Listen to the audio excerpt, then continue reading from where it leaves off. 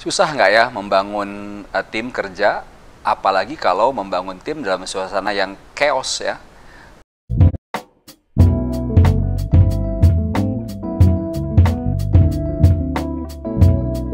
Nah, pertanyaannya chaos itu dulu apa sebetulnya dan kapan terjadi chaos? Pengalaman saya dalam mengelola berbagai lembaga gitu ya, bisa saja chaos itu terjadi yang terutama pasti saat-saat awal waktu mulai membangun sebuah bisnis, membangun sebuah tim. Kenapa chaos?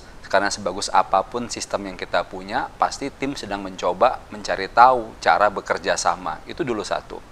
Tapi bisa juga chaos itu terjadi kan saat kita sedang bekerja, sudah lama ada project baru yang kita perlu jadi harus kenal lagi, ini sebenarnya projectnya apa gitu. Terus yang ketiga, chaos itu bisa terjadi saat ada perubahan dalam sebuah lembaga.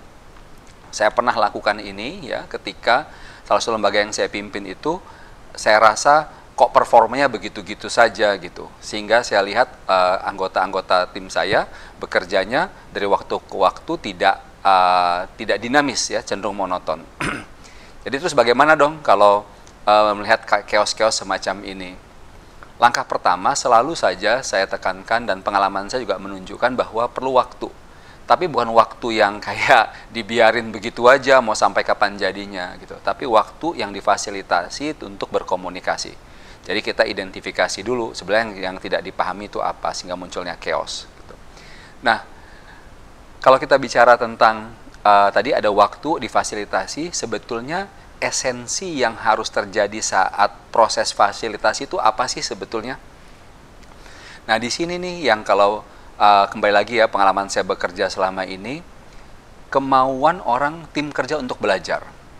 Nah, belajar ini bukan sekedar oh berarti saya harus nambah ilmu ya gitu. Bukan itu tuh. Karena pada saat chaos biasanya yang terjadi itu ego orang tuh pada tinggi-tingginya gitu. Maka yang perlu banget dibangun pada saat itu adalah keinginan untuk mendengar. Nah, banyak sekali di antara kita saat pada chaos itu setiap orang tuh mau didengerin gitu, pendapatnya mau, wah kayaknya dia paling benar sendiri gitu. Nah, waktu temannya bicara aja tuh nggak denger lagi tuh, karena dia udah siap-siap merespon. Nah, di titik inilah yang namanya sabar dalam waktu tertentu juga termasuk dilatih untuk mendengar. Ada nggak tekniknya? Ada. Salah satunya adalah setiap anggota yang lain tidak boleh memberikan respon ketika orang lain sedang berbicara, dan responnya harus dia tulis. Itu teknik yang paling mudah. Sehingga orang itu, anggota yang lain, tidak sibuk untuk merespon dulu, tapi mendengarkan baik-baik. Dan yang ditulis pertama kali adalah bukan respon terhadap apa yang disampaikan.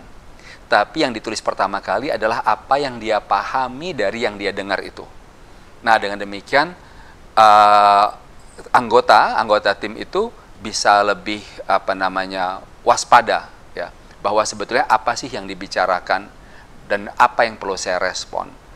Nah, kemampuan melakukan ini yang dibentuk secara terus-menerus dalam sebuah lembaga nanti membangun sebuah agility gitu. Karena untuk agile itu orang harus mampu belajar, dan untuk belajar pertama kali kita harus belajar untuk mendengar.